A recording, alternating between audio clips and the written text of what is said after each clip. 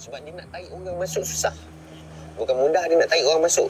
Dia kena bayar influencer, dia kena buat macam-macam branding untuk tarik orang masuk dalam ni. Jadi bila orang dah masuk dalam ni, dia tak nak orang keluar. Kalau orang keluar, rugi dia. Macam tu.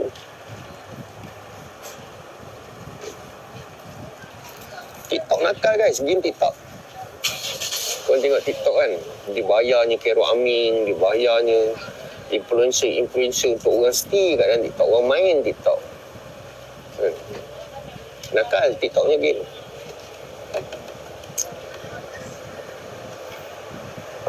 Lepas tu, itu yang secara kontrak directnya. Yang indirectnya, yang dibayar influencer kalau buat live, yang orang bagi gift kan, orang bagi gift semua, itu sebenarnya secara tak langsung, secara tanpa sedar, dia mempengaruhi influencer ni semua. Terima kasih Mr. Khusyuk. Dia mempengaruhi influencer ni semua untuk keep on doing content, supaya bila influencer ni semua, content creator ni keep on doing content kan, ada lagi ramai orang nak tengok, seronok lepak dalam ni. Wah, itu apa tu, benda-benda yang tanpa sedar sebenarnya kita beli dopamin kan. Terima kasih Mr. Dot. Macam ni kan, komen kau apa ni, gift macam ni semua kan.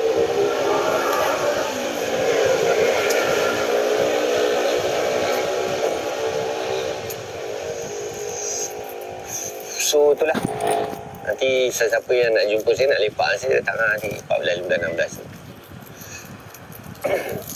Adalah kita waktu lepak tu, saya adalah buat event sikit supaya kita lepak tu tak lepak yang lara, tak lepak yang membazir, at least lepak yang bermanfaat lah.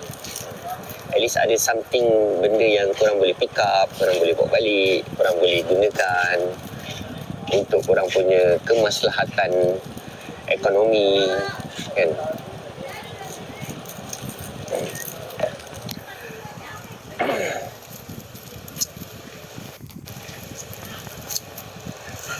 Korang semua ni ke dah ready untuk raya ke? Dah buat preparation ni? Lagi 20 hari kan kita nak raya.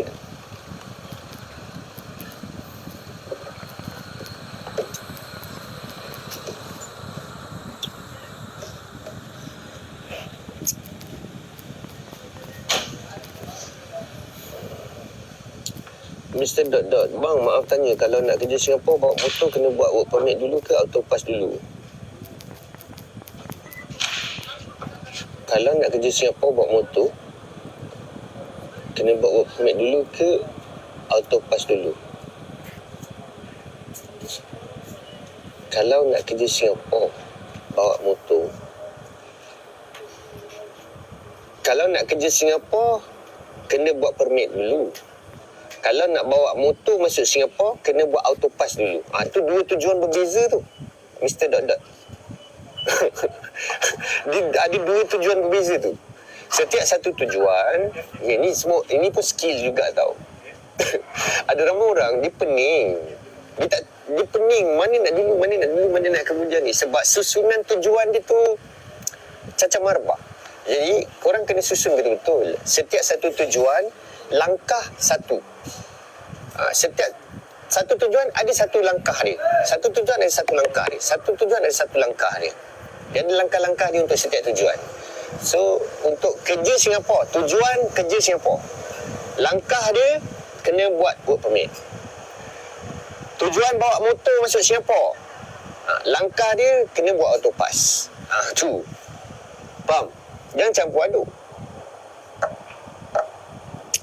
Auto pass dulu lah, baru cari kerja kosong kan. Cari kerja kosong kan. Cari kerja kosong pun tujuannya lain. Kan. Cari kerja kosong,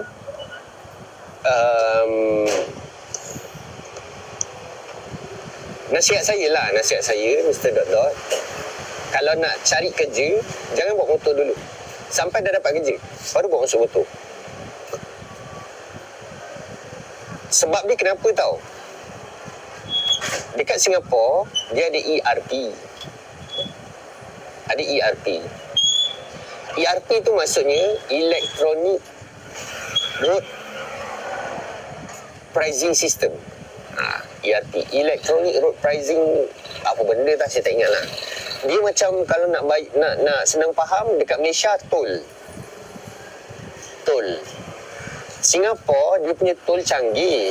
Dia dah tak dipakai palang-palang tu. Dia pakai gerbang. Kita lalu bawah tu perak terus tolak kita punya duit tol. Dia terus cas. Dia tembak kita punya nombor plate. Kan? Dan dekat Singapura ni untuk bayar tol dia kena ada device. Device tu nama dia IU machine. Apa tak stand for saya tak ingat. IU machine. Perasan tak dekat motor, dekat handle motor ni orang selalu ikat dekat side mirror tu yang mesin kecil. Dia macam smart tag. Kalau kat Malaysia ni dia macam smart tag. Dalam tu boleh cocok kad. Kad tu kena top up. Kad dalam tu boleh masukkan EasyLink, boleh masukkan AutoPass, boleh masukkan kita punya, adalah kad-kad dia.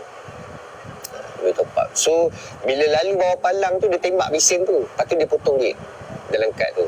Kalau mesin tu kita tak ada, dia tak boleh tembak mesin tu, dia akan tembak kita punya nombor plate.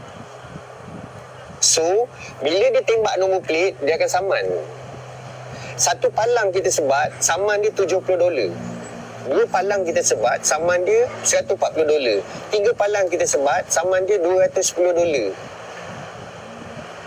Kalau ada mesin tu, dia tembak mesin tu, dia potong berapa ikut harga tol lah. Kalau tol tu 50 sen, dia potong 50 sen lah. Kalau tol tu 25 sen, dia potong 25 sen. Kalau tol tu adalah, ikutlah rate dia punya tier. Ada tempat yang 25 sen, ada tempat 50 sen, 75 sen, $1, $1.50 sen, $2, $2.50 pun ada, $3 pun ada. Depend on the tempat. Okay.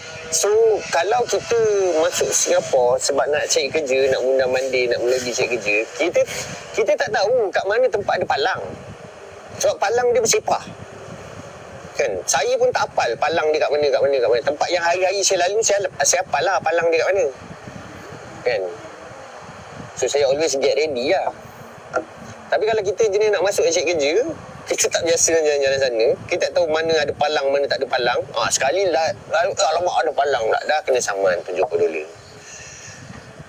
Kan? Mesin tu nak beli, nak install dia makan modal. Saya rasa dalam $200 lebih. $200 lebih mesin tu, IU mesin tu. Dia macam smart tag. So nasihat saya, kalau nak masuk sana, nak kerja Singapura, guna public transport dulu. Guna public transport, mundar mandir, pergi cari. Tips paling senang, naik bas daripada Lakin, naik bas 170 daripada Lakin sampai checkpoint, turun checkpoint apa semua kan. Dah lepas cop pasport Singapura tu, okay, pergi Kranji MRT sebab Kranji MRT paling dekat dengan Woodlands checkpoint. Dan sampai dekat Kranji MRT tu kan, naik MRT daripada Kranji, tak kisahlah nak pergi ke utara ke nak pergi ke barat. Dia satu belah ke kiri ke Jukun, ke kanan ke Jurong. Ujung belah kanan Jurong, ujung belah kiri Jukun. So pilih salah satu arah. Kan? Katakanlah nak menghala ke Jurong, naik MRT, lepas tu next station kan, sementara nak sampai ke Jurong tu ada banyak station. Ada berpuluh station. Setiap satu station tu berhenti turun. Dan turun tu kebiasaannya stesen MRT kat Singapura ni dia ada mall tau. Dia ada shopping mall. Area tu mesti ada shopping mall. Dia tempat tumpuan orang ramai. Dan dia memang akan bangunkan tempat tu, kawasan tu.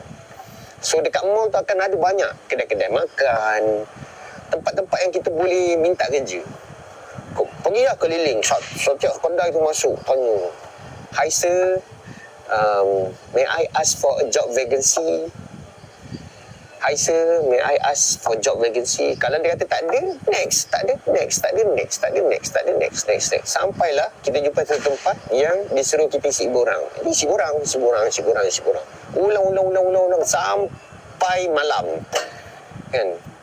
MRT sana last pukul, tak silap saya pukul, kalau Kranji line tu, line merah tu, last sampai pukul 12.30 tak silap.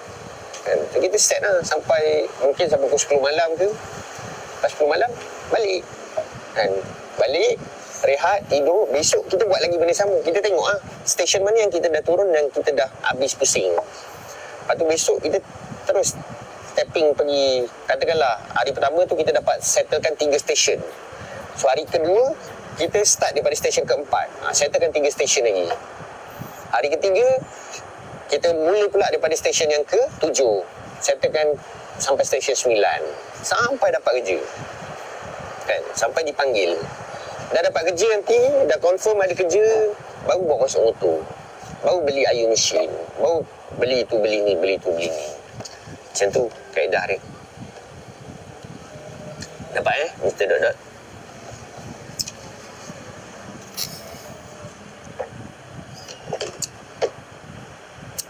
Umur dah 30 lebih, baru nak hijrah ke Singapura bang. It's okay. It's okay. Jangan kelang kabut lah kan? Jangan kelang kabut. Yang penting the good things is tuan ada nawai tu nak hijrah kan? Okey lah tu kan. Dia hidup ni bukan siapa start dulu kan. Hidup ni siapa habiskan. Macam tu. Jangan tengok orang lain dah start umur 18, orang lain dah start umur 19 kan. So ada ramai je tuan, based on pengalaman saya, ramai je budak-budak yang umur 18, 19 yang saya bawa masuk sana. Tahan seminggu, tahan 3 hari, lepas tu hilang, seminggu lepas tu hilang. Ramai je macam tu. Tak semestinya orang yang start awal tu umur belasan tahun dia start, dia boleh sukses kan? Dan ada je orang yang saya bawa start umur dia dah 35, dah 38, bertahan sampai sekarang. Depends lah. Start awal ke, start lambat ke, it doesn't matter. Yang penting kita habiskan. Macam tu. Kan, macam tuan start umur 30. Katalah tuan set limit 10 tahun kat sana kan. So, make sure once dapat, habiskan sampai umur 40, 10 tahun. Dan within that milestone 10 tahun tu apa tuan nak capai? Katakan tuan nak capai cash reserve 100,000 kan? And then plan lah. Untuk capai 100,000 dalam masa 10 tahun, every month berapa tuan kena save ataupun tuan kena allocate kan?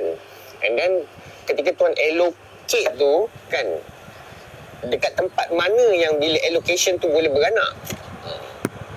Jangan simpan, jangan parking ataupun allocate dekat tempat-tempat yang dia beku, keras, tak ada apa. Macam kalau kita tengok dulu zaman tok nenek moyang kita kan, dia orang simpan duit kat mana? Bawah bantal, dalam tilam, dalam tabung kelapa, tempurung kelapa kan. Which is kau simpan kat situ, dia bukan beranak, dia makin susut. Sebab inflation kan. So parking dekat tempat-tempat yang beranak. Faham? Dulu masa saya kerja sana dulu kan, saya parking duit kat mana tuan? Saya parking duit dekat gold, kat emas. Saya parking duit kat emas. So kena ada plan lah, kena ada strategi.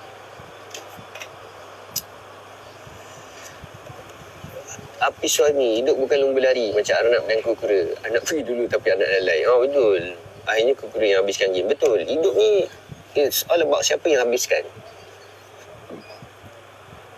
Bang, saya ada baca komen-komen di medsos tu. Ada yang permit kerja sangkut dengan MOM. Apa puncanya? Permit sangkut dengan MOM ni ada banyak punca tuan. Salah satu sebab permit sangkut okey, ni kalau permit sangkut ni cerita dia yang dah ada permit. Kemudian permit tu ditarik balik. Ni sangkut kan. Antara sebabnya sebab ada buat salah laku jenayah, ada langgar perjanjian ketika buat permit. Macam tu. Contoh katakanlah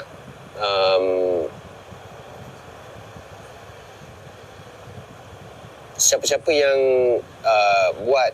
yang pakai work permit katakanlah tak boleh gambling. Tak boleh gambling dekat kasino. Tapi dia orang pergi juga gambling. And then sangkut kantoi dia orang gambling. And then kena ni lah, kena tarik lah. Dan apa lagi kesalahan-kesalahan yang contoh katakanlah salah laku